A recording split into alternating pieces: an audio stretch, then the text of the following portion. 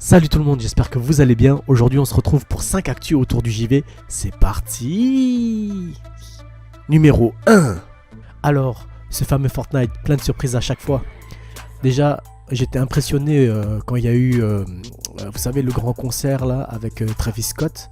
Il y a eu aussi quelques événements que j'ai pu apercevoir avec X-Men, tout ça. C'était impressionnant, hein, franchement.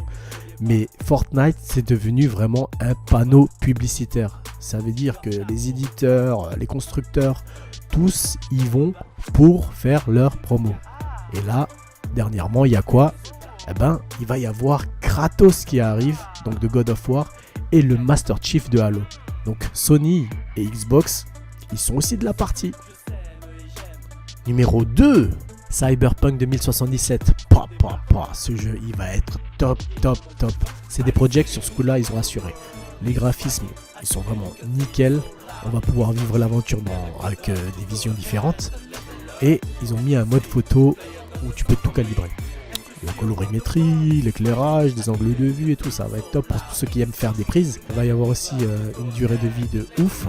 Entre 150 et 180 heures de jeu. Alors si vous n'êtes pas prêt à faire tout ça, ça va être chaud pour vous. Hein. Mauvaise nouvelle pour CD Projekt, c'est qu'ils ont eu des copies qui ont fuité. Donc si vous achetez le jeu en avance par rapport à la date de sortie qui est le 10 décembre, faites attention parce qu'ils ont dit qu'ils vont sévir.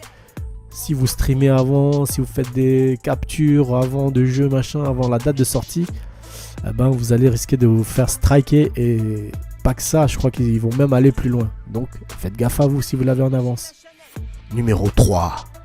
Vous vous souvenez de Resident Evil 1, ce survival horror avec Chris Redfield, Jill Valentine, Barry et Wesker dans le manoir Spencer aux alentours de Raccoon City? Ah ben donc, Netflix avait décidé de faire une réédition en 2 séries. Alors, il y en avait une en animé qui s'appelle Resident Evil Infinite Darkness. Et une autre en live action, donc avec de vrais acteurs, qui s'appelle simplement Resident Evil, qui va avoir donc 2 temporalités. Une au moment où en fait les sœurs Wesker arrivent dans New Raccoon City, qui est le Raccoon City actuel, et une autre qui sera 16 ans plus tard, dans un monde où il y aura plus que 12 millions d'habitants et 6 milliards de monstres. Donc là, ça va être vraiment pas mal à voir. Mais ce n'est pas tout. Il y a aussi un film qui va être refait en 2021 et là on a réussi à avoir des images du manoir Spencer. Numéro 4. Tout le monde connaît Disneyland, Parc Astérix ou Europa Park, mais il y en a encore un qui est méconnu en France, c'est Universal Studios. Alors ceux qui sont allés aux États-Unis, ils ont peut-être pu le visiter. C'est là où on fait toutes les séries ou les films. Il y a les studios, tout ça dehors. On peut le voir en réel. Il y a même encore quelques vestiges de Jurassic Park où on peut visiter les effets spéciaux, tout ça, comme ça a été fait. Mais nous, on va se concentrer sur celui de Japon. Alors, celui du Japon, ils ont fait 3 ans de travaux pour construire une zone dédiée à Nintendo qui va s'appeler donc Super Nintendo World. Et ça va être un vrai jeu vidéo vivant. Ils ont investi plus de 400 millions d'euros pour faire ce truc-là. Et en fait... vous allez pouvoir retrouver le château de Peach, le château de Bowser, le garage Mario Motors, la maison Toad.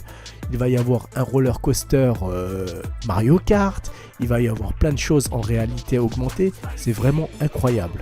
Donc j'espère vraiment que une fois que cette épidémie passée de notre fameux Covid, eh ben, je pourrai y aller et puis vous faire un vlog en direct de là-bas. Ça serait vraiment génial. Numéro 5. Le lancement de la PS5, non mais vraiment, quel chaos. Entre la Covid qui a baissé les chaînes de production, les plateformes de vente en ligne qui ont envoyé, non pas la console, mais du pâté pour chat ou des gâteaux. Entre ceux qui vont braquer dans le Rhône un entrepôt, ils ont volé plein de palettes de PS5. Il y a quoi encore? Les scalpers qui ont reçu 3500 PS5 grâce à des bots et 1000 Xbox Series X. Non mais c'est vraiment un truc de malade. S'il vous plaît les amis, ne vous faites pas avoir par ces gens. Achetez la console à 600, 700, 800, 1000, voire même 6000 euros, j'ai vu ça. Non, la console elle coûte 500 euros. Les stocks vont revenir, alors oui ça sera au compte-gouttes, mais patience s'il vous plaît, patience, ne vous faites pas avoir par ces gens. Alors j'ai pu voir sur les réseaux que Sony avait déposé un brevet cet été pour une nouvelle machine. À votre avis, c'est laquelle? La PS5 Pro, bien sûr. Sony, on vient juste d'avoir la PS5. Tout le monde ne l'a pas encore. Vous êtes déjà en train d'anticiper.